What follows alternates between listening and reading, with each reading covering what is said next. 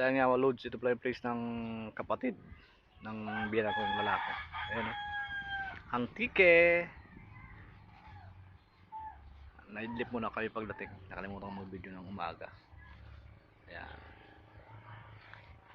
At ito yung munting kubo namin. Hindi yan pala yung mga bahay nila. Nasira daw nung nagbagyo. Roming.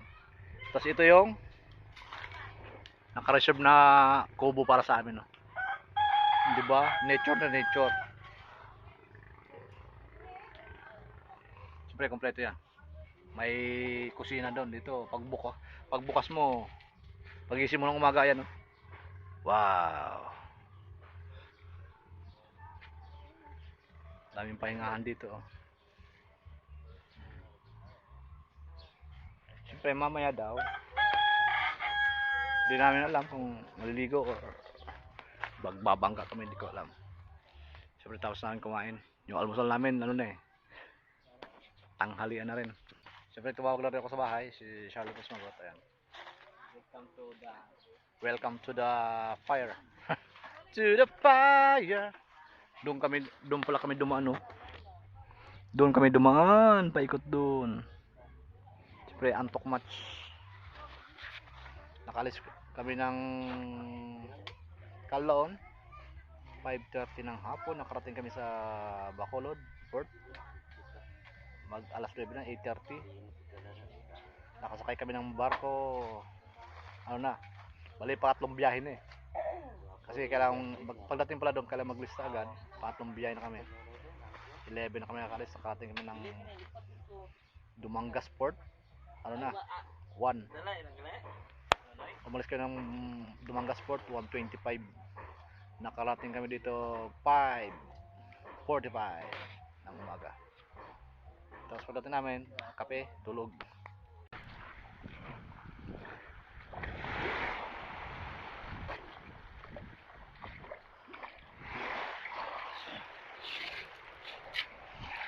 Ready mix na tong mga ano dito, buhangin sa graba. Oh. Ayan mga lods, kung nakita nyo yung mga bangka dito sa Antique, ayan, dami, lahat dilaw. Siguro may color coding sila. Mula doon, hanggang doon. Ano yan, ito daw yung seafood capital of the Philippines, Antique. Sarap sa pakiramdam yung maglakad-lakad ka sa buhanginan. Kasi yung kuko mo nalilinis ng mga graba at buhangin. Minsan lang natin to gawin, kaya enjoy na ang buhay. Kailangan natin maglakad. Diba? Basta yun, no? May mga ano, nangisda doon. Layo. Pero mga 2 kilometro yan. Siyempre bakasyon, enjoy ng bakasyon. Tapos yung mga bahay dito, literal na bahay lang, bahay probinsya.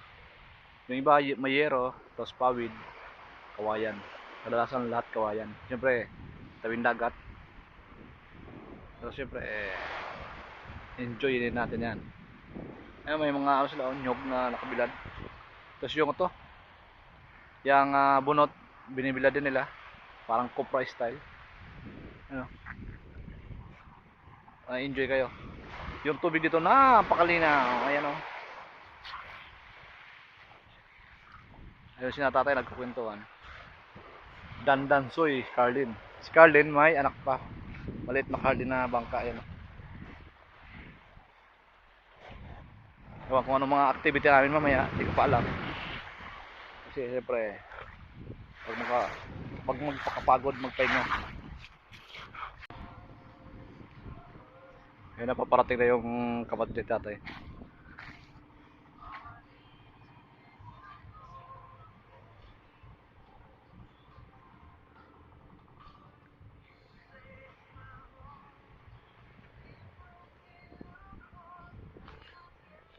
Solo lang, no?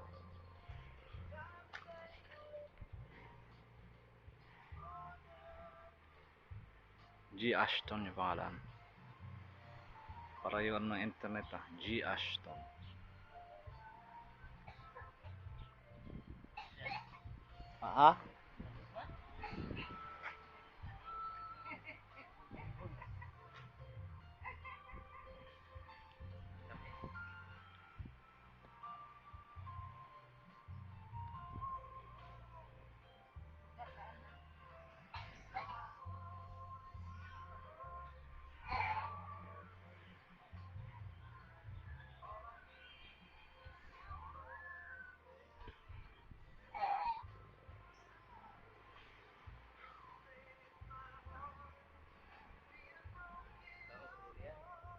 Ano nahuli oh.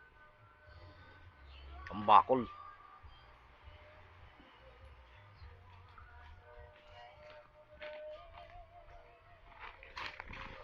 Mga 4 na kilo yan.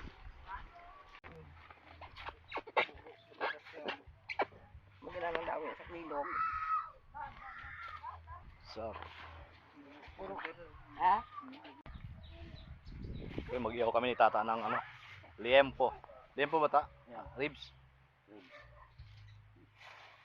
Gusto nga guys. Sa mga nasa Saudi, bawal sa inyo yan. Pero nasa Pilipinas ako, hindi bawal sa akin yan. Pero marami nakakalusot dyan sa Saudi. Marami. Binabalot lang sa ano.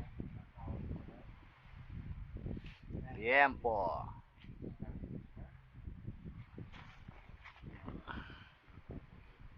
Sarap.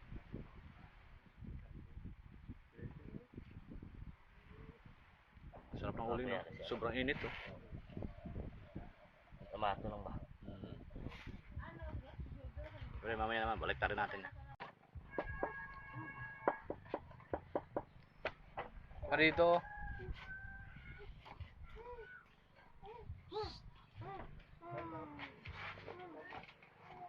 Siyempre, paras kayo ng kamay eh. May ugat. Maghugas kong kamay dito. Sa ano? Banggura. Guys. Tuba lang guys. Okay na to, guys. Tuba-tuba. Atagan si Apigi guys. Nabutong bulkan guys. Walang income guys. Layo ng bulkan eh, no? Guys. Evacuate na kami dito sa Antique guys. Kasi malala ng bulkan kanlaon guys.